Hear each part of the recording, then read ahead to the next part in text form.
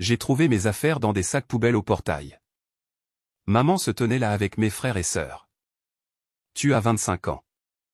Sors maintenant. J'ai souri, je suis monté dans ma voiture et je suis parti. 6 mois plus tard, maman a envoyé 60 messages. Où es-tu? Je m'appelle Léa Harrison et j'ai 25 ans. Je n'aurais jamais pensé que le retour de mon premier voyage d'affaires réussi se solderait par la découverte de ma vie emballée dans des sacs poubelles.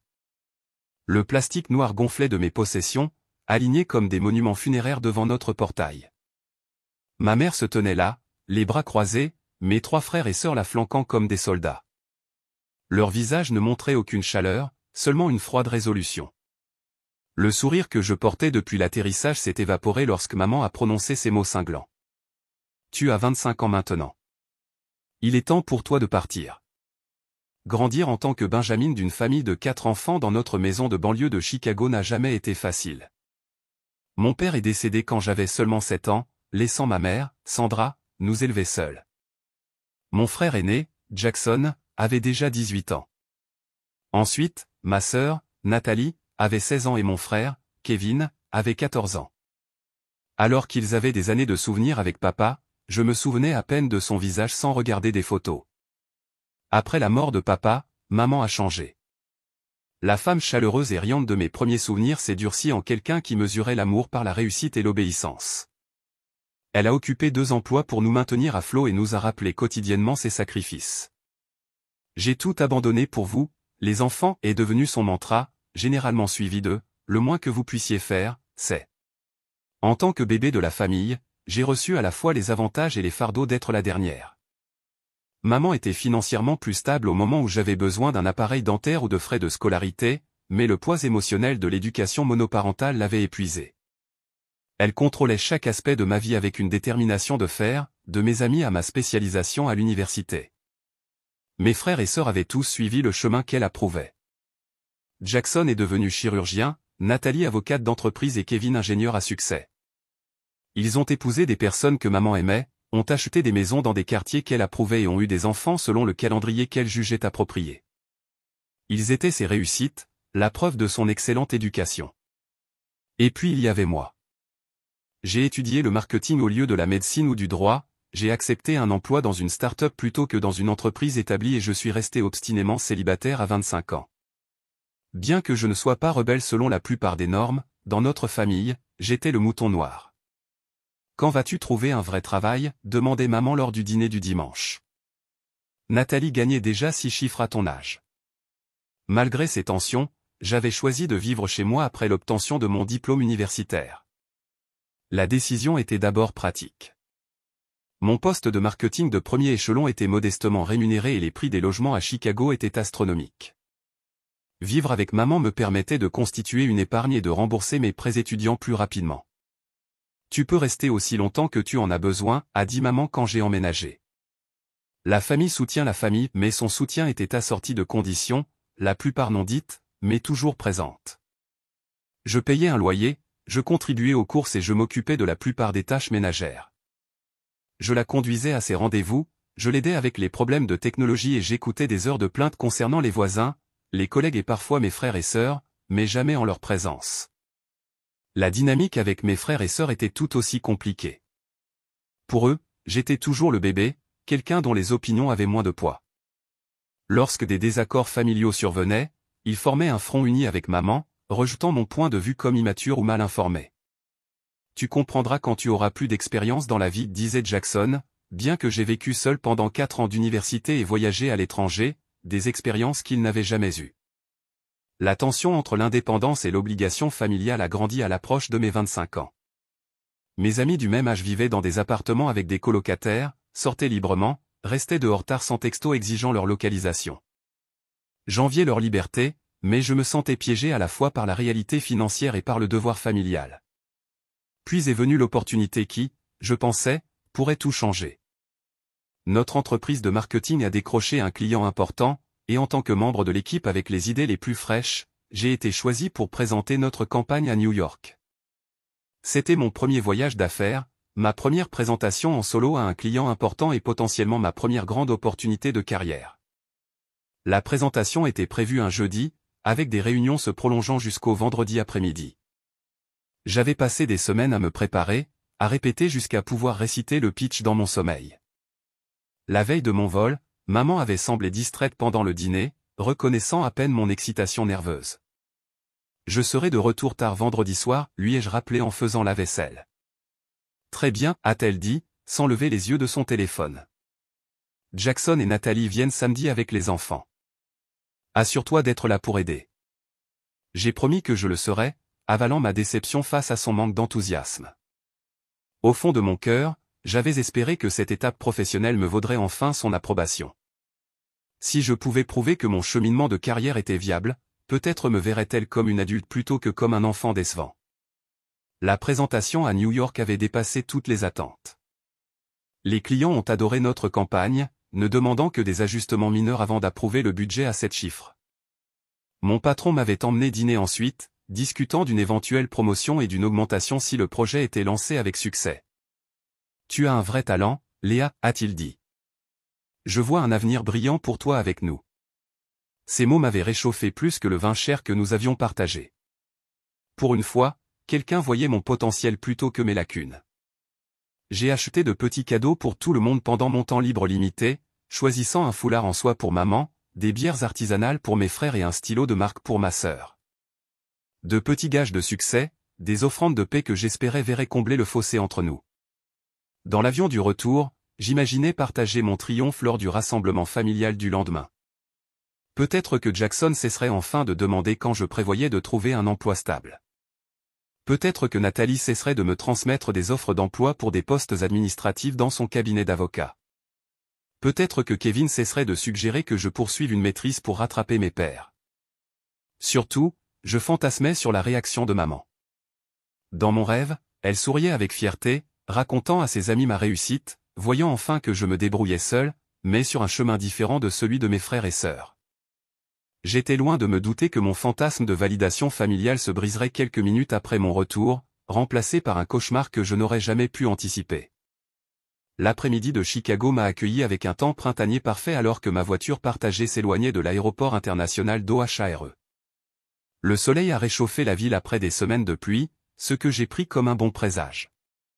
Les cadeaux que j'avais achetés étaient soigneusement rangés dans mon sac de voyage, emballés dans du papier de soie de la boutique près de mon hôtel. Mon matériel de présentation était rangé en toute sécurité dans mon sac d'ordinateur portable, y compris le contrat signé qui transformerait le budget de mon département et, espérons-le, ma trajectoire de carrière. J'ai envoyé un texto à maman pour lui dire que j'avais atterri en toute sécurité et que j'étais en route pour la maison, mais je n'ai reçu aucune réponse. Ce n'était pas tout à fait inhabituel, car elle manquait souvent des textos lorsqu'elle était occupée avec son club de jardinage ou ses activités religieuses. Pourtant, un petit pincement de malaise m'a traversé. Tout au long de mon voyage, la communication avait été minimale, mes textos d'arrivée étant accueillis par des réponses d'un mot ou rien du tout. À mi-chemin de la maison, mon téléphone a sonné avec le numéro de Jackson affiché à l'écran. Mon frère aîné m'appelait rarement directement, préférant communiquer par le biais de notre groupe de discussion familiale ou par le biais de maman. Bonjour, ai-je répondu, la curiosité se mêlant à une légère appréhension. Où es-tu en ce moment ? Son ton était sec, professionnel, la même voix qu'il utilisait probablement avec les patients difficiles. Dans une voiture en direction de la maison depuis l'aéroport. Mon vol a atterri tôt. Est-ce que tout va bien ? Un silence s'est étiré entre nous suffisamment longtemps pour accélérer mon rythme cardiaque. Maman veut te parler quand tu rentreras. Nous le voulons tous. À propos de quoi ? Quelqu'un n'est-il malade ? L'alarme a remplacé la confusion. Rentrez juste à la maison, Léa. Il a raccroché sans autre explication. Mon esprit a défilé à travers les possibilités. Était-il arrivé quelque chose à l'une de mes nièces ou à l'un de mes neveux ? Maman était-elle malade ? Un parent éloigné était-il décédé ? Aucun de ces scénarios n'expliquait la froideur dans la voix de Jackson ou pourquoi nous devions tous me parler. J'ai essayé d'appeler Nathalie, puis Kevin, mais aucun n'a répondu. J'ai envoyé des messages à notre groupe de discussion familiale pour demander ce qui se passait, mais je n'ai vu que des reçus de lecture. Aucune réponse. Le dernier message de ma mère à moi, envoyé la veille au soir, me semblait maintenant inquiétant rétrospectivement. Nous devons discuter de certains changements à ton retour. Le chauffeur a remarqué mon agitation. Tout va bien, mademoiselle? Juste des histoires de famille. Oui, ai-je répondu, essayant un sourire qui ressemblait plus à une grimace. Alors que nous tournions dans ma rue, le quartier paisible semblait inchangé. Des enfants jouaient devant les maisons. Des couples promenaient des chiens et des retraités s'occupaient des jardins printaniers. Notre modeste maison à 2 étages est apparue, le revêtement bleu et les garnitures blanches aussi familiers que mon propre reflet. Puis je les ai vus. Des sacs poubelles noirs, au moins une douzaine, bordaient l'allée près du portail. 4 silhouettes se tenaient dans la cour, leur posture rigide et conflictuelle. Je les ai reconnus immédiatement. Maman dans son tablier de jardinage, Jackson dans ses vêtements de week-end décontractés, Nathalie dans l'une de ses tenues de travail impeccables et Kevin dans le sweatshirt d'université qu'il préférait les jours de congé. Vous pouvez vous arrêter ici, ai-je dit au chauffeur, ma voix lointaine à mes propres oreilles. J'ai payé rapidement, j'ai ramassé mes bagages et je suis sorti sur le trottoir. Le chauffeur s'est éloigné, me laissant exposé devant le front uni de ma famille. Aucun d'eux ne s'est déplacé pour m'aider avec mes sacs. Aucun d'eux n'a souri pour me saluer. Qu'est-ce qui se passe, ai-je demandé en m'approchant lentement. C'est quoi tous ces sacs? Maman s'est avancée, la bouche serrée en une fine ligne. Tes affaires sont emballées. Il est temps pour toi de trouver ton propre logement. Le monde a basculé sous mes pieds. Quoi? Pourquoi? Nous n'en avons jamais discuté. Tu as 25 ans, a-t-elle continué comme si je n'avais pas parlé. Tous tes frères et sœurs étaient indépendants à 23 ans. Tu as trop prolongé ton séjour. Jackson a acquiescé. Il est temps que tu apprennes à être responsable. L'ironie de sa déclaration m'aurait peut-être fait rire dans d'autres circonstances. Je payais un loyer, je m'occupais des tâches ménagères, je travaillais à temps plein et je faisais avancer ma carrière. Selon toute définition raisonnable, j'étais déjà responsable. C'est insensé, ai-je dit, regardant de visage en visage, à la recherche de tout signe de chaleur ou d'explication. Je reviens d'un voyage d'affaires. Je n'ai nulle part où aller. Tu aurais dû mieux planifier, a interrompu Nathalie, regardant sa montre comme si mon sans-abrisme la mettait en retard pour un rendez-vous. Nous avons tous réussi à trouver des appartements juste après l'université. Avec la cosignature des parents et l'aide au versement initial, lui ai-je rappelé, la colère commençant à percer mon choc, et des salaires de départ nettement plus élevés dans des professions établies. Des excuses, a dit Kevin en secouant la tête. Tu as eu 3 ans pour résoudre ce problème. Je me suis tourné vers maman, espérant trouver une explication dans son expression. Pourquoi maintenant? Pourquoi aujourd'hui, sans aucun avertissement? Je te fais comprendre depuis des mois que tu devrais passer à autre chose, a-t-elle répondu. Tu as choisi de ne pas écouter. Faire comprendre, ce n'est pas la même chose que donner un préavis. Ma voix s'est élevée malgré mes efforts pour rester calme. Les gens normaux discutent des décisions importantes. Ils n'emballent pas les effets personnels de quelqu'un pendant qu'il est absent et ne lui tendent pas une embuscade à son retour. Ne hausse pas le ton avec ta mère, a averti Jackson en s'approchant. L'absurdité de la situation m'a frappé d'un coup. On me donnait des leçons sur le respect tout en me traitant avec un manque de respect absolu. Ma famille avait attendu que je sois en voyage pour emballer mes affaires dans des sacs poubelles et me déloger sans avertissement ni discussion. De quoi s'agit-il vraiment, ai-je demandé, me souvenant soudainement des conversations entendues entre maman et Nathalie au sujet de la valeur des propriétés dans notre quartier. Vous vendez la maison? Un éclair de surprise a traversé le visage de ma mère avant qu'elle ne se reprenne. Mes décisions financières ne te regardent pas. Si, elles me regardent si elles impliquent de me rendre sans abri sans préavis. Tu n'es pas sans abri, a dit Nathalie avec une patience exagérée. Tu as un travail. Trouve un appartement comme tout le monde. Sans référence, sans temps pour économiser pour un dépôt de garantie, sans avertissement. J'ai regardé chacun d'eux à tour de rôle. Vous vous entendez? Qui traite sa famille de cette façon? Nous faisons cela pour ton propre bien, a insisté maman. Tu dois te tenir sur tes 2 pieds. En les coupant sous moi, ai-je rétorqué. Un voisin promenant son chien a ralenti en passant, fixant ouvertement notre confrontation. Mon humiliation s'est accentuée en voyant cette trahison familiale être témoignée par d'autres. C'est ridicule, ai-je dit en baissant la voix. Allons à l'intérieur et discutons de cela comme des adultes. Il n'y a rien à discuter, a répondu maman. La décision a été prise sans aucune contribution de ma part, la personne n'a plus touché. Votre contribution a été votre incapacité continue à vous lancer, a dit Kevin. Nous en avons tous discuté et nous sommes d'accord sur la nécessité de cela. Cette déclaration a atterri comme un coup physique.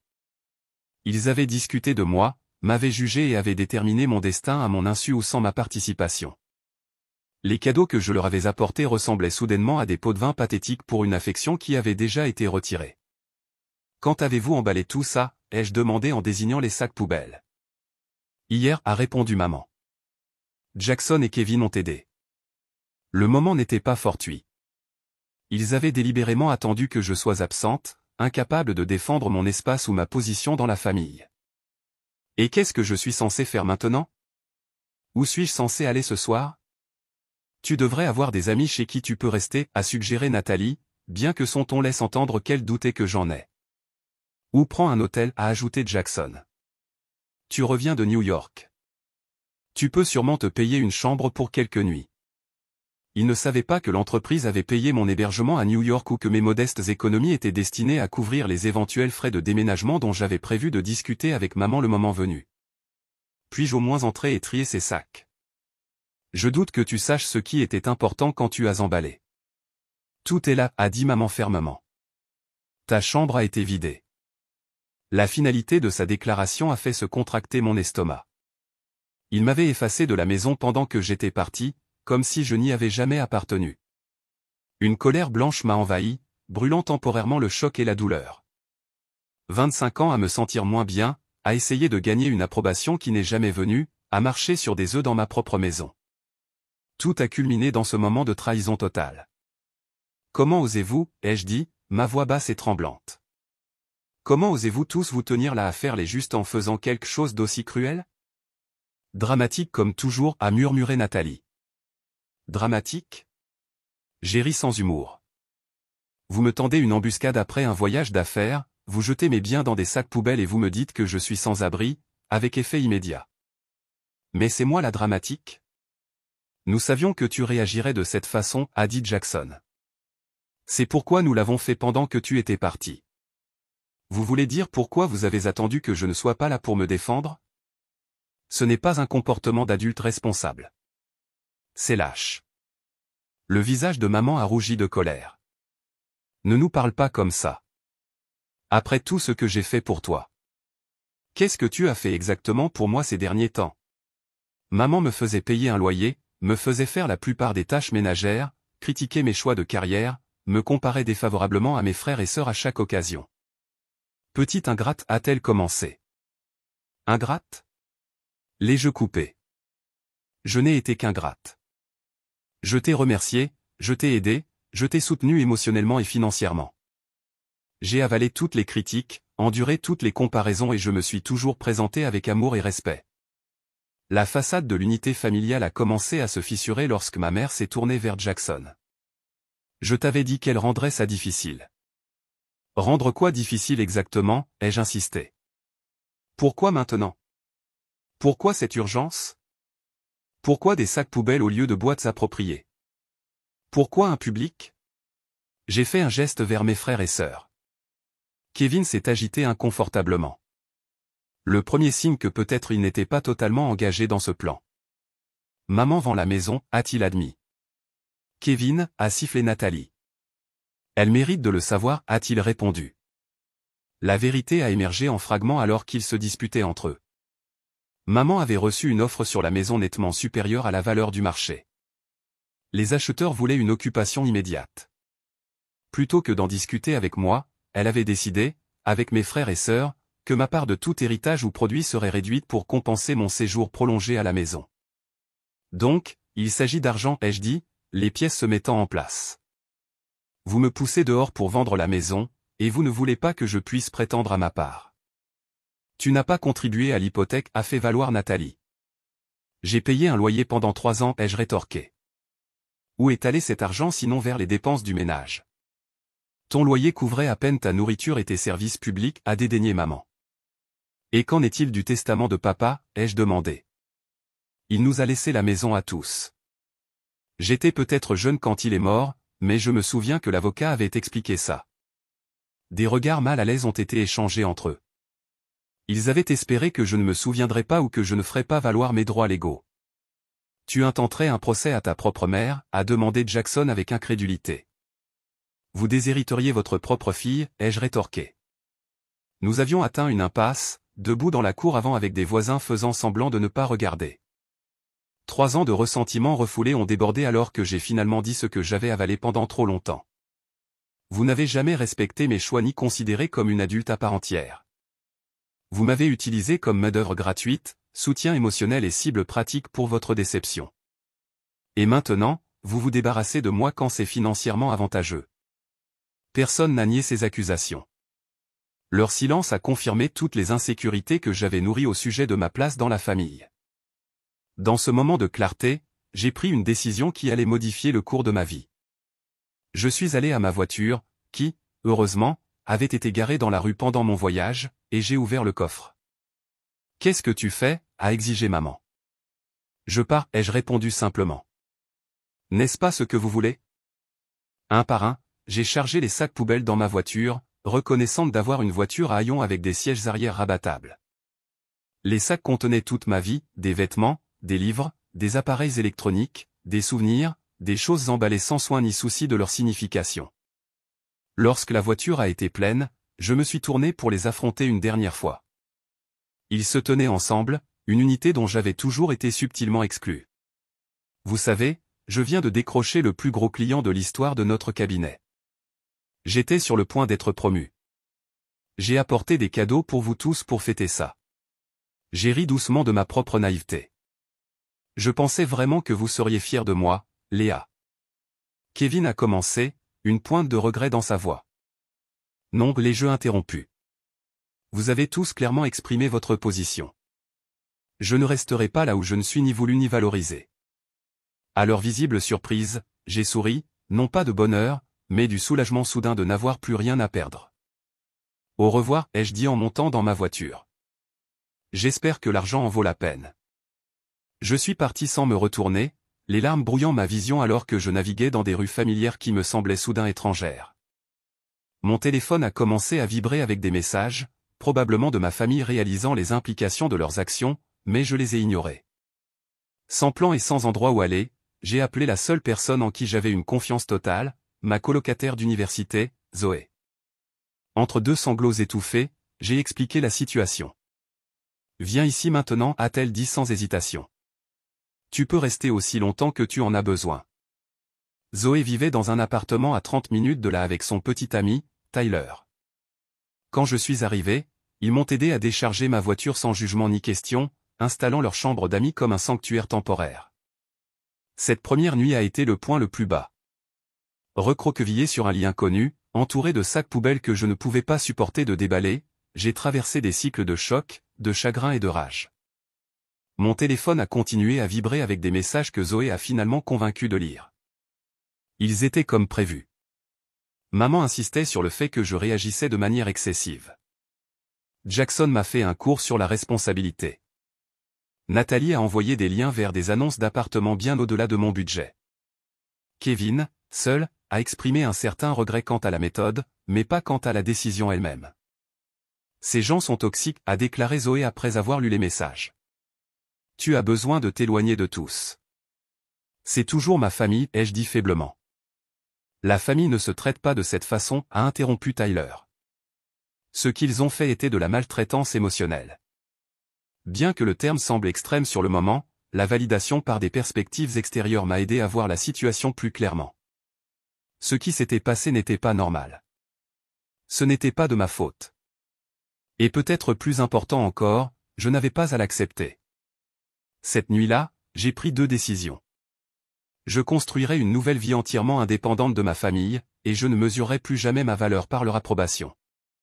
Alors que je m'endormais finalement aux petites heures du matin, un étrange sentiment de possibilité a scintillé sous la douleur.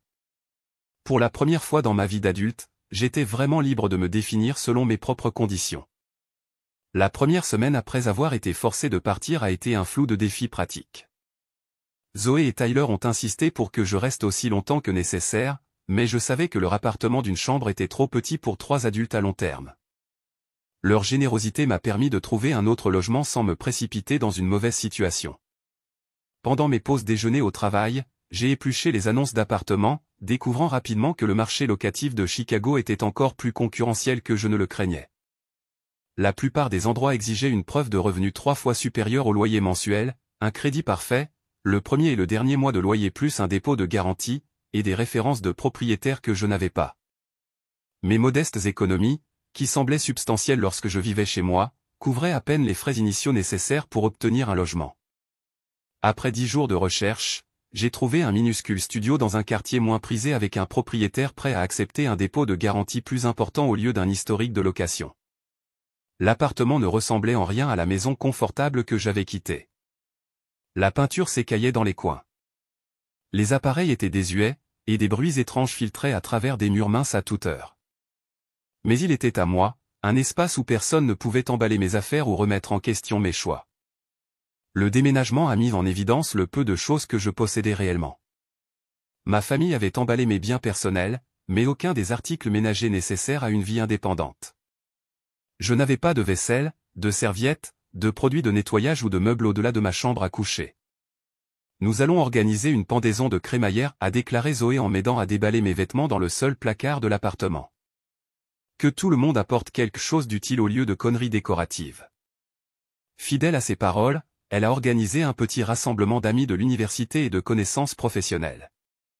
Ils sont arrivés avec des meubles d'occasion, des ustensiles de cuisine essentiels et des articles ménagers. À la fin de la soirée, mon appartement s'était transformé d'une coquille vide en un espace de vie basique mais fonctionnel. Ce n'est pas grand-chose, me suis-je excusé alors que nous étions assis sur des chaises dépareillées, mangeant de la pizza sur des assiettes en carton. C'est un début, a corrigé mon ami Amber. Et tu l'as fait sans leur aide. La réalité financière a frappé fort ce premier mois. Après avoir payé le loyer, les services publics, les factures d'épicerie et les frais de transport, mon salaire auparavant suffisant ne laissait presque rien pour l'épargne ou les urgences. J'ai créé des feuilles de calcul pour suivre chaque dépense, planifié les repas méticuleusement et appris quel magasin d'alimentation offrait les meilleurs prix sur les produits essentiels. Le travail est devenu mon encre et mon salut. Le lundi après avoir été forcé de partir, je suis arrivé tôt au bureau, je me suis lancé dans la finalisation de la campagne du client new-yorkais et j'ai canalisé toute ma tourmente émotionnelle en énergie créatrice. Mon patron l'a remarqué. Tu as fait de longues heures, a-t-il commenté 2 semaines plus tard. La présentation à New York était excellente, et ton suivi a été impeccable. Merci, ai-je répondu simplement, sans mentionner le chaos personnel derrière mon dévouement professionnel. Nous restructurons l'équipe, a-t-il continué. J'aimerais que tu diriges la division marketing numérique. Cela s'accompagne d'une augmentation de 15% et de plus de responsabilités. La promotion n'aurait pas pu arriver à un meilleur moment. Les revenus supplémentaires ne me rendraient pas riche, mais ils atténueraient l'anxiété financière constante de la vie en solo.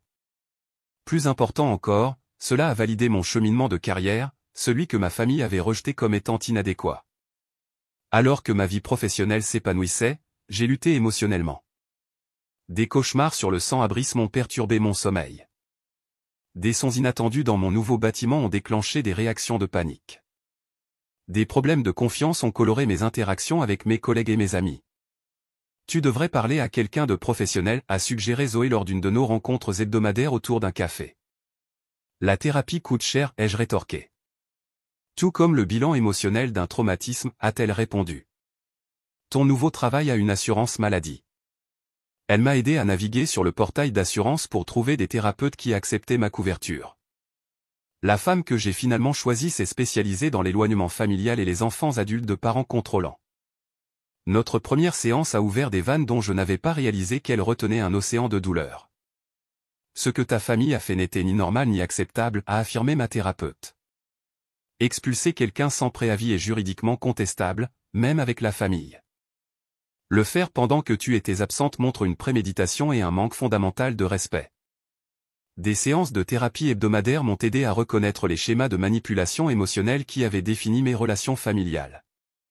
J'ai appris des concepts comme le bouc émissaire, les enfants chéris et l'amour conditionnel. Lentement, j'ai commencé à reconstruire mon estime de soi indépendamment de l'approbation familiale. Les compétences pratiques sont devenues un autre axe de ma nouvelle indépendance. Je n'avais jamais eu besoin de gérer certains aspects de la vie adulte en vivant chez moi. Maintenant, je me suis enseigné les bases de la plomberie, comment démarrer une voiture, des techniques de cuisine simples et des réparations à domicile. Chaque nouvelle compétence me donnait l'impression d'une petite victoire, la preuve que je pouvais survivre et même prospérer par moi-même. 3 mois après avoir déménagé, j'ai rencontré mon frère, Kevin, dans un café du centre-ville. La rencontre était accidentelle, inconfortable et révélatrice. « Tu as l'air bien », a-t-il dit maladroitement après que nous ayons tous les deux figé en nous reconnaissant. « Comment vas-tu » ? « Je vais bien », ai-je répondu honnêtement. « Je travaille beaucoup. J'ai été promu. »« C'est super. » Il a hésité. « Maman s'est renseignée à ton sujet. »« Vraiment ? » Une façon étrange de montrer de l'inquiétude, coupant tout contact. « Tu as coupé le contact » a-t-il corrigé.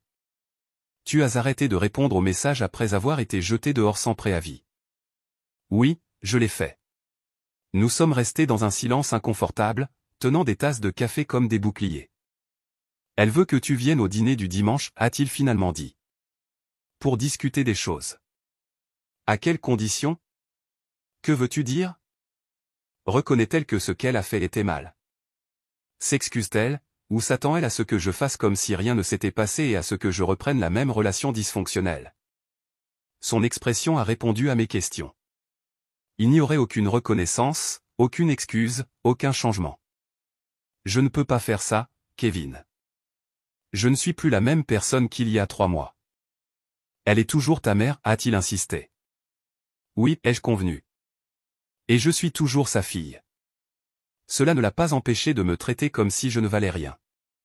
Alors que nous nous séparions, il semblait troublé, voyant peut-être la dynamique de notre famille sous un nouvel angle. Cette brève rencontre a renforcé ma détermination à maintenir des limites, même si elle a rouvert des blessures à peine cicatrisées. Le chemin à parcourir n'était ni droit ni facile. Certains jours, je me sentais forte de mon indépendance. D'autres, je m'effondrais sous le poids de l'éloignement de ma seule famille. Mais lentement, délibérément, j'ai construit une vie qui m'appartenait entièrement, meublée de mes choix et régie par mes valeurs. Ce n'était pas la vie que j'avais imaginée, mais elle devenait celle dont je pouvais être fier. Alors que 3 mois se sont transformés en 4 puis en 5, une transformation remarquable a commencé à avoir lieu. L'anxiété constante qui avait caractérisé mes premières semaines d'indépendance s'est progressivement dissipée, remplacée par une confiance croissante dans ma capacité à gérer tous les défis qui se présentaient. Ma promotion s'est avérée être un tournant sur le plan professionnel. Diriger la division marketing numérique signifiait une plus grande visibilité au sein de l'entreprise et un contact direct avec les clients. J'ai constitué une petite équipe efficace, mis en œuvre de nouvelles stratégies d'analyse et obtenu des résultats constants qui ont impressionné à la fois les clients et les dirigeants. Votre campagne a augmenté l'engagement de 40%, a noté notre PDG lors d'un examen trimestriel. C'est un travail impressionnant, Léa. La reconnaissance, prononcée devant toute l'équipe de direction, s'est avérée plus gratifiante que toute approbation familiale que j'avais jamais recherchée. Mes collègues ont vu ma valeur sans le prisme déformant de l'histoire ou de la comparaison familiale. Avec la stabilité financière sont venues des améliorations pratiques. J'ai échangé ma vieille voiture d'occasion peu fiable contre un modèle plus récent avec une garantie. Lorsque mon bail a approché son renouvellement, j'ai trouvé un appartement plus agréable dans un quartier plus sûr avec plus de lumière naturelle et un petit balcon où je pouvais cultiver des herbes aromatiques et des fleurs. Le processus d'aménagement de mon nouvel espace est devenu un exercice de découverte de soi. Libéré des préférences esthétiques de ma mère et des opinions de mes frères et sœurs, je pouvais enfin explorer mon propre goût. J'ai découvert un amour pour le design moderne du milieu du siècle, les couleurs vives et les espaces fonctionnels. Chaque pièce que j'ai sélectionnée, qu'elle soit neuve ou d'occasion, reflétait mon identité émergente. Cet endroit te ressemble, a commenté Zoé lors de sa visite de l'appartement nouvellement décoré. Ta vieille chambre n'a jamais fait ça. Elle avait raison. Ma chambre d'enfance était restée figée à l'adolescence, tandis que mon espace chez maman avait semblé temporaire malgré 3 ans de résidence. Cet appartement, bien que loué, était la première maison qui exprimait vraiment qui j'étais en train de devenir. Les liens sociaux se sont étendus au-delà de mon petit cercle d'amis de l'université. J'ai rejoint un club de lecture, fait du bénévolat dans une banque alimentaire locale et accepté des invitations à des événements professionnels que j'aurais auparavant évités. Grâce à ces activités, j'ai rencontré des personnes qui me connaissaient uniquement telle que j'étais maintenant, et non comme la déception familiale ou la Benjamine dorlotée. Parmi ces nouvelles connaissances se trouvait Daniel, un graphiste qui collaborait avec mon équipe de marketing sur des projets clients. Notre relation professionnelle a évolué en amitié et finalement en une romance prudente. Contrairement aux relations précédentes menées sous le regard scrutateur de ma mère, cette connexion s'est développée à son propre rythme, à l'abri de la pression ou du jugement extérieur. « Parle-moi de ta famille » a demandé Daniel lors de notre 3e rendez-vous. « C'est compliqué » ai-je répondu, puis j'ai partagé la version condensée des événements récents. Sa réponse a été d'une franchise rafraîchissante. « Ils ont l'air toxiques. Je suis désolé que tu aies vécu ça. » Pas de défense de la loyauté familiale. Pas de suggestion que j'ai dû faire quelque chose pour mériter un tel traitement. Pas de pression pour se réconcilier, juste une simple validation de mon expérience et de mes sentiments.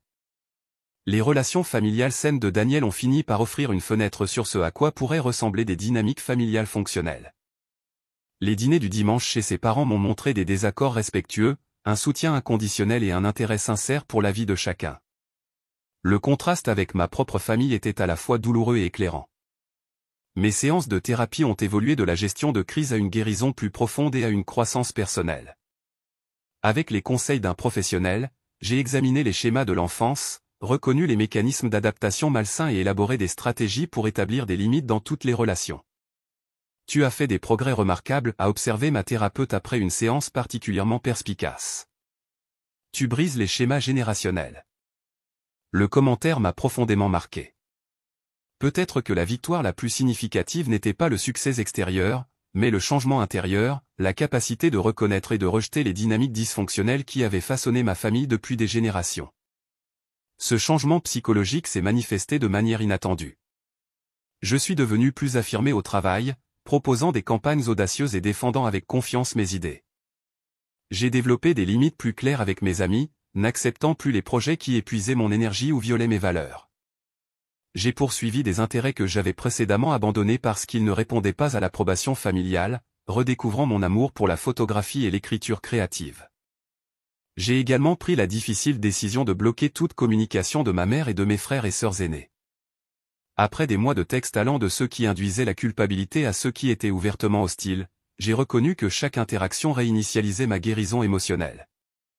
Kevin est resté l'exception car ses messages avaient évolué des tactiques de pression familiale à des tentatives sincères, bien que maladroites, de connexion indépendante.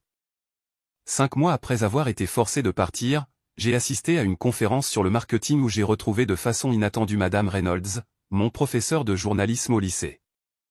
Elle avait toujours encouragé mon écriture et ma pensée créative alors que d'autres adultes se concentraient uniquement sur mes résultats scolaires par rapport à mes frères et sœurs. Léa Harrison, comme c'est merveilleux de te voir. Elle m'a accueilli chaleureusement. Es-tu toujours dans le marketing? Notre conversation autour d'un café a révélé qu'elle avait toujours vu en moi un potentiel que ma famille avait manqué ou rejeté. Sa croyance en mes capacités avait été sincère plutôt que conditionnelle, une expérience rare dans mes années de formation. Tu as toujours eu une perspective unique, m'a-t-elle dit. Je ne suis pas surprise que tu aies trouvé le succès selon tes propres conditions. Cette rencontre fortuite m'a incité à contacter d'autres personnes qui pourraient vivre un éloignement familial ou lutter contre l'indépendance. J'ai commencé un blog partageant des conseils pratiques pour les jeunes adultes qui s'établissent sans le soutien de leur famille, couvrant des sujets allant de la budgétisation à la résilience émotionnelle. Le blog m'a connecté à une communauté en ligne de personnes ayant des expériences similaires. Des commentaires et des messages ont afflué de lecteurs qui ont trouvé une validation dans mon histoire et un espoir dans mes progrès. Ton article sur les stratégies d'adaptation aux fêtes m'a littéralement aidé à passer Noël, a écrit un lecteur. Pour la première fois, je ne me suis pas senti coupable de protéger ma paix. En aidant les autres, j'ai continué ma propre guérison. Le blog a créé un espace pour traiter mes expériences par l'écriture, a transformé des souvenirs douloureux en leçons utiles et m'a entouré d'une communauté qui comprenait sans explication. Alors que l'échéance de mes 6 mois d'indépendance forcée approchait, j'ai réalisé que la famille qui m'avait rejeté m'avait involontairement fait le plus grand cadeau, l'occasion de découvrir ma force, de remodeler mon identité et de construire une vie alignée sur mon moi authentique. Le voyage avait été douloureux, mais la destination s'avérait valoir chaque étape difficile. Exactement 6 mois après avoir trouvé mes affaires dans des sacs poubelles, mon téléphone a commencé à vibrer avec des notifications. Des messages de ma mère ont afflué, d'abord 1, puis 5, puis des dizaines d'autres tout au long de la journée. Le soir, j'avais reçu exactement 60 SMS de sa part, allant des accusations aux supplications. Où es-tu? Pourquoi ne réponds-tu pas? Après tout ce que j'ai fait pour toi? J'ai besoin de te parler. C'est une urgence. S'il te plaît, appelle-moi. Le dernier message, envoyé à 23h30, a pris un ton différent. J'ai fait une erreur. J'ai besoin de ton aide. Contre les conseils de ma thérapeute et mon propre bon sens, je les ai tous lus. Quelque chose s'était clairement passé, quelque chose d'assez important pour percer la fierté et le déni de ma mère. Malgré tout, l'inquiétude a scintillé sous mes défenses soigneusement construites. J'ai appelé Kevin le lendemain matin, choisissant le frère qui avait montré au moins un minimum de regret quant à la façon dont les événements s'étaient déroulés. Que se passe-t-il avec maman? Ai-je demandé quand il a répondu. Son lourd soupir a traversé le téléphone. Elle a tout perdu. L'histoire a émergé en fragments, chacun plus incroyable que le précédent. Maman avait bel et bien vendu la maison familiale, recevant une somme substantielle qui aurait dû assurer sa retraite. Au lieu d'investir judicieusement, elle avait confié la totalité du montant à un conseiller financier présenté par une connaissance de l'église. C'était une arnaque, a expliqué Kevin. Le gars a disparu avec son argent et au moins 10 autres victimes. C'est terrible, ai-je dit, sincèrement compatissante malgré notre histoire. Mais pourquoi me contacter maintenant? Où sont Jackson et Nathalie? Une autre pause. Il ne lui parle pas. Quoi? Pourquoi? Elle avait promis à chacun de nous une partie du produit de la maison. Jackson a déjà versé un acompte sur une propriété de vacances sur la base de cette promesse. Nathalie avait prévu une rénovation de maison. Et toi? J'ai été plus prudente, a-t-il admis. Mais je suis toujours en colère. Elle a pris des décisions sans nous consulter, puis elle a tout perdu. L'ironie ne m'a pas échappé. Ma mère m'avait exclu des décisions concernant ma propre situation de vie et ressentait maintenant la piqûre d'un traitement similaire de la part de ses autres enfants. Il y a plus, a continué Kevin à contre-cœur. Elle n'a nulle part où vivre. Les nouveaux propriétaires ont pris possession de la maison la semaine dernière. Elle séjourne dans un motel, mais ses fonds s'épuisent. Où compte-t-elle aller? Elle a mentionné ton nouvel appartement. Une vague froide d'incrédulité m'a envahi. Après m'avoir jeté dehors sans préavis, le plan de ma mère était d'emménager chez moi. L'audace était époustouflante. Cela n'arrivera pas, ai-je dit fermement. Je sais, a convenu Kevin, me surprenant. Ce serait déraisonnable après tout. Mais elle a besoin de quelque chose, Léa. Elle est toujours notre mère. La situation m'a forcé à affronter des questions complexes sur l'obligation, le pardon et les limites. Qu'est-ce que je devais à la femme qui m'avait élevé mais aussi trahi? Pouvais-je aider sans sacrifier l'indépendance saine que j'avais construite? Était-il possible de faire preuve de compassion sans activer des schémas toxiques? Après avoir consulté ma thérapeute, j'ai accepté de rencontrer ma mère dans un café, un lieu neutre où je pouvais partir si nécessaire. Daniel a proposé d'attendre à proximité, offrant à la fois un soutien moral et un plan de secours si les choses devenaient trop intenses. Ma mère avait l'air diminuée quand elle est arrivée, sa posture confiante remplacée par une courbure nerveuse. Les vêtements de marque et le maquillage parfait qui avait été son uniforme ont été échangés contre des vêtements décontractés et un minimum de cosmétiques. Elle avait vieilli de plusieurs années en quelques mois. Merci d'être venue, a-t-elle commencé, les mains serrant sa tasse de café. Je ne pensais pas que tu viendrais. J'ai failli ne pas venir, ai-je répondu honnêtement. Nous sommes restés assises dans un silence inconfortable, le poids de notre histoire pesant entre nous. J'ai tout perdu, a-t-elle finalement dit. La maison, l'argent, tout. Kevin me l'a dit. Jackson et Nathalie ne veulent plus me parler. Ils disent que je les ai trahis. J'ai hoché la tête, reconnaissant sa douleur sans accepter la responsabilité. J'ai besoin d'aide, Léa. Sa voix s'est brisée. Je n'ai nulle part où aller. La demande planait dans l'air, tacite mais claire. Elle s'attendait à ce que l'enfant qu'elle avait rejeté, la sauve. 6 mois plus tôt, j'aurais peut-être immédiatement accepté, désespéré de son approbation et d'une chance de prouver ma valeur. Maintenant, je voyais la situation avec une clarté douloureuse. « Comprends-tu ce que tu m'as fait ?» ai-je demandé calmement. Elle a cligné des yeux, visiblement pas préparée à cette réponse. « J'essayais de t'aider à devenir indépendante.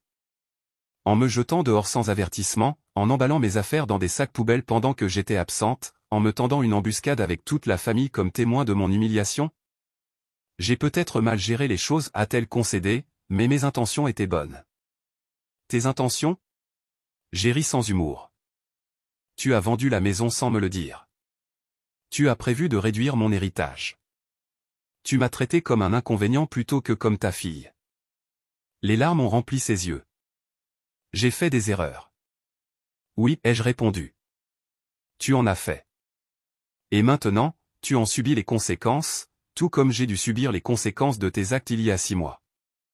Alors tu ne vas pas m'aider ? L'indignation s'est insinuée dans son ton. Après tout ce que j'ai sacrifié pour t'élever. Je n'ai pas dit ça, l'ai-je corrigé. Je suis prête à aider, mais à mes conditions, pas aux tiennes. J'ai exposé les limites que j'avais soigneusement examinées avec les conseils de ma thérapeute. Je l'aiderai à trouver un logement abordable pour personnes âgées et je verserai un montant mensuel modeste pour ses dépenses. Je ne lui permettrai pas d'emménager chez moi, d'emprunter de l'argent directement ou de reprendre la relation de contrôle du passé. C'est ça ton idée de l'aide, a-t-elle demandé avec incrédulité. C'est ce que je peux offrir tout en me respectant, ai-je répondu. À prendre ou à laisser. Notre conversation a duré près de 2 heures, oscillant entre les accusations, les justifications, les larmes et les tentatives timides de compréhension. Ma mère avait du mal à accepter que notre relation avait fondamentalement changé, que son autorité avait été définitivement diminuée par ses propres actions. Je n'ai jamais pensé que tu serais si dur, a-t-elle dit à un moment donné. Je n'ai jamais pensé que j'aurais besoin de l'être, ai-je rétorqué. Mais nous y sommes. À la fin de notre réunion, nous étions parvenus à un accord fragile. J'allais faire des recherches sur les options de logement et aider au processus de candidature. Elle assisterait à des séances de thérapie familiale avec moi comme condition d'un soutien continu. Aucune de nous n'était entièrement satisfaite, mais c'était un point de départ qui maintenait mes limites tout en reconnaissant notre lien. Alors que nous nous préparions à partir, elle a posé la question qui révélait à quel point elle avait mal compris mon parcours. Quand est-ce que les choses reviendront à la normale entre nous ? Je l'ai regardée directement, avec compassion mais une honnêteté inébranlable. Elles ne le feront pas. Cette version de notre relation est partie. Nous pourrions construire quelque chose de nouveau, quelque chose de plus sain, mais nous ne pouvons pas revenir en arrière. Son visage s'est décomposé, la réalité d'un changement permanent s'installant finalement. À ce moment-là, j'ai ressenti un changement inattendu en moi. La colère qui m'avait animé pendant des mois n'a pas disparu, mais elle a relâché son emprise sur mon cœur. Je pouvais voir ma mère non pas comme la figure toute-puissante de mon enfance, mais comme un être humain imparfait dont les mauvais choix lui avaient coûté cher. Cette reconnaissance n'excusait pas ses actes ni n'effaçait le mal qu'elle avait causé. Elle me permettait simplement de réagir à partir d'un lieu de force plutôt que de douleur réactive. Je pouvais offrir une aide appropriée sans sacrifier la vie saine que j'avais construite, un équilibre qui aurait été impossible 6 mois plus tôt. Alors que je m'éloignais du café, Daniel s'est mis au pas à côté de moi. Comment ça s'est passé ? Exactement aussi dur que je m'y attendais, ai-je répondu, mais aussi nécessaire. Est-ce que ça va ? J'ai examiné la question attentivement. Pas encore, mais ça ira. Ce soir-là, j'ai reçu des messages de Jackson et de Nathalie pour la première fois depuis des mois. La nouvelle de ma rencontre avec maman s'était répandue, ainsi que mon offre d'assistance limitée. Leur SMS ne contenait aucune excuse pour leur rôle dans mon expulsion, seulement des tentatives à peine voilées d'évaluer la situation financière de ma mère et mon implication dans celle-ci.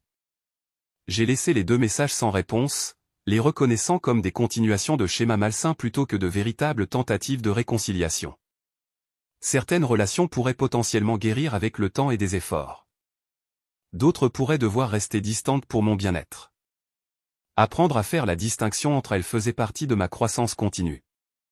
la crise familiale qui avait provoqué 60 messages désespérés n'avait pas abouti à une réconciliation hollywoodienne ou à une résolution nette. Au lieu de cela, elle avait offert quelque chose de plus précieux, la confirmation que les limites que j'avais établies étaient nécessaires et que la vie indépendante que j'avais construite valait la peine d'être protégée. Dans les semaines qui ont suivi notre confrontation au café, j'ai aidé ma mère à naviguer dans le processus complexe de recherche d'un logement abordable pour personnes âgées. L'aide que j'ai apportée était pratique plutôt que financière, faire des recherches sur les options, expliquer les exigences de candidature et, à l'occasion, la conduire à ses rendez-vous. Pin Meadows, l'établissement dans lequel elle a finalement emménagé, proposait des appartements indépendants avec des services de soutien facultatifs. Le modeste studio était une dégradation importante par rapport à notre maison familiale, mais il offrait sécurité, communauté et un nouveau départ. C'est petit, a-t-elle commenté le jour de l'emménagement, examinant la cuisine et le salon compact. Mon premier appartement aussi, lui ai-je rappelé doucement. On s'adapte. Le parallèle ne lui a pas échappé. Pour la première fois peut-être, ma mère vivait les défis de recommencer à zéro avec des ressources limitées, la situation même qu'elle m'avait imposée sans avertissement ni préparation. Notre relation est restée compliquée, mais la distance forçait à créer un espace pour une guérison progressive. Les séances de thérapie hebdomadaires, auxquelles elle a assisté à contre-cœur au début, sont devenues un environnement structuré pour aborder les schémas de longue date et établir une communication plus saine. Je n'ai jamais réalisé à quel point ma propre éducation a affecté ma parentalité, a-t-elle admis lors d'une séance particulièrement révélatrice. Ma mère était encore plus contrôlante que je ne l'étais. Comprendre les origines de son comportement ne l'excusait pas, mais cela fournissait un contexte qui m'a aidé à traiter mes expériences d'enfance. Les traumatismes générationnels avaient façonné la dynamique de notre famille d'une manière qu'aucun de nous n'avait reconnue ou abordée. Comme promis, j'ai versé un montant mensuel modeste pour ces dépenses, soigneusement calculé pour fournir un soutien nécessaire sans sacrifier ma propre sécurité financière. L'accord a été officialisé par l'intermédiaire de notre thérapeute, établissant des attentes et des limites claires de part et d'autre. Mes relations avec mes frères et sœurs ont évolué selon des voies différentes. Kevin et moi avons reconstruit une connexion prudente, nous rencontrant occasionnellement pour prendre un café et maintenant une communication par SMS. Il s'est excusé pour son rôle dans mon expulsion, une reconnaissance qui a ouvert la porte à une éventuelle réconciliation. « J'aurais dû te défendre », a-t-il dit lors d'une de nos réunions. Je savais que c'était mal. « Pourquoi ne l'as-tu pas fait ?» ai-je demandé, pas accusatrice, mais avec une curiosité sincère. C'était plus facile de suivre le mouvement, a-t-il admis. J'ai toujours fait ce que maman et Jackson pensaient être le mieux, même quand je n'étais pas d'accord. Son honnêteté a révélé des schémas que j'ai reconnus dans ma propre expérience, les dynamiques complexes qui avaient façonné tous nos choix et nos réactions.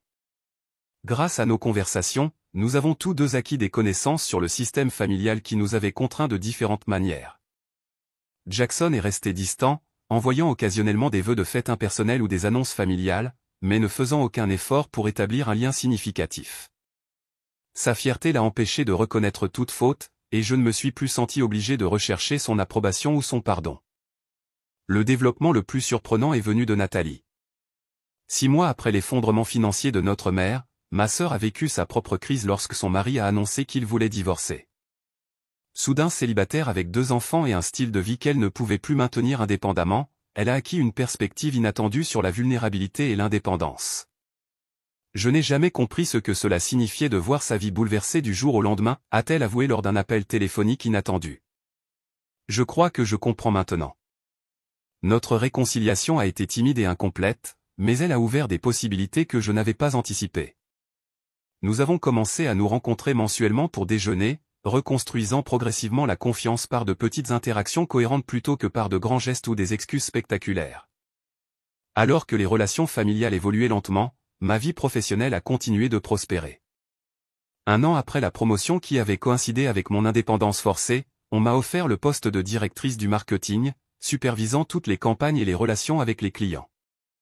Le nouveau rôle s'accompagnait d'une augmentation de salaire substantielle, d'options d'achat d'actions et d'avantages sociaux améliorés. Pour la première fois, je me suis senti vraiment financièrement en sécurité, capable de construire une stabilité à long terme plutôt que de simplement survivre au jour le jour.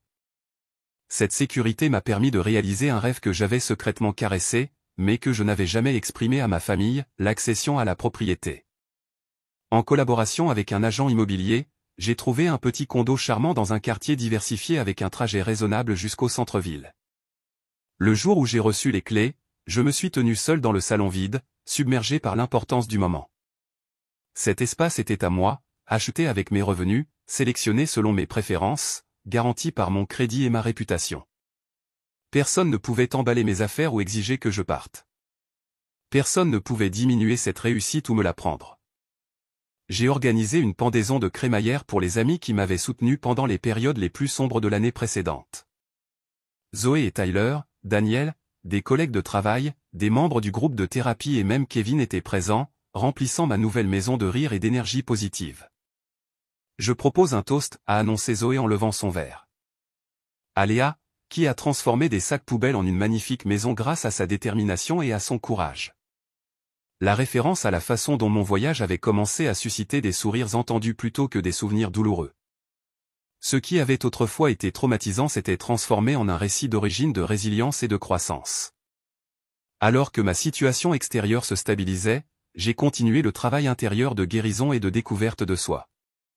Avec les encouragements de ma thérapeute, j'ai créé un petit fonds de bourse d'études pour les jeunes adultes sortant du système de placement familial ou quittant des situations familiales difficiles. Les modestes subventions ont aidé les bénéficiaires à couvrir les dépôts de garantie, les vêtements professionnels ou les frais de scolarité, répondant à des besoins pratiques souvent négligés par les programmes plus importants. Tu as transformé ta douleur en objectif, a observé ma thérapeute lorsque j'ai partagé les commentaires des premiers boursiers. C'est une vraie guérison. L'observation a profondément résonné. La trahison qui avait initialement brisé mon sentiment de sécurité avait finalement révélé des forces que je n'aurais peut-être jamais découvertes autrement. Être forcé de me tenir debout seul m'avait appris que je pouvais non seulement survivre, mais prospérer selon mes propres conditions. Ma relation avec ma mère ne reviendrait jamais à ce qu'elle était, ni à ce que je voulais qu'elle soit. Les dynamiques qui avaient défini notre interaction précédente étaient fondamentalement malsaines, enracinées dans le contrôle plutôt que dans le respect. Au lieu de cela, nous construisions lentement quelque chose de nouveau, une relation entre adultes avec des limites claires et des attentes réalistes. Au cours de notre dernière séance de thérapie de l'année, ma mère a dit quelque chose qui a démontré à quel point nous avions toutes les deux progressé. « Je suis fière de toi », a-t-elle simplement déclaré. Pas parce que tu as du succès selon les normes conventionnelles, bien que ce soit le cas. Je suis fière de ce que tu es devenu, de la façon dont tu as géré l'adversité, dont une grande partie a été causée par moi. La reconnaissance, offerte sans qualification ni comparaison avec mes frères et sœurs, était peut-être l'approbation la plus sincère qu'elle ait jamais exprimée. Elle importait pour moi, mais d'une manière différente de ce qu'elle aurait été autrefois. Sa validation était la bienvenue, mais n'était plus nécessaire pour mon estime de soi ou mon identité. Cette évolution représentait la leçon la plus profonde de mon parcours. L'amour ne devrait pas exiger une conformité parfaite. La réussite ne devrait pas être une condition préalable à l'appartenance, et les liens familiaux, bien qu'importants, ne peuvent pas définir tout notre sentiment de soi. Il y a des blessures qui ne guérissent jamais complètement, des relations qui ne peuvent pas être entièrement rétablies et des trahisons qui altèrent de façon permanente notre compréhension de la confiance et de la loyauté. Pourtant, au sein de ces réalités douloureuses se trouvent des opportunités de croissance qui pourraient autrement rester inconnues. Parfois, être forcé de quitter ce qui ressemble à la maison nous mène là où nous appartenons vraiment, à la personne que nous étions destinés à devenir.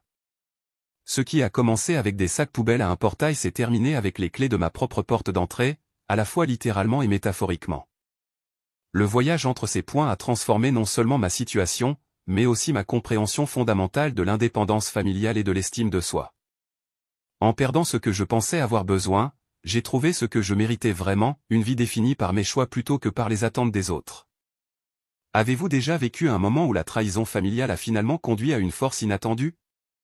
Comment avez-vous reconstruit votre vie après une rupture relationnelle? Merci d'avoir regardé. Prenez soin de vous. Bonne chance.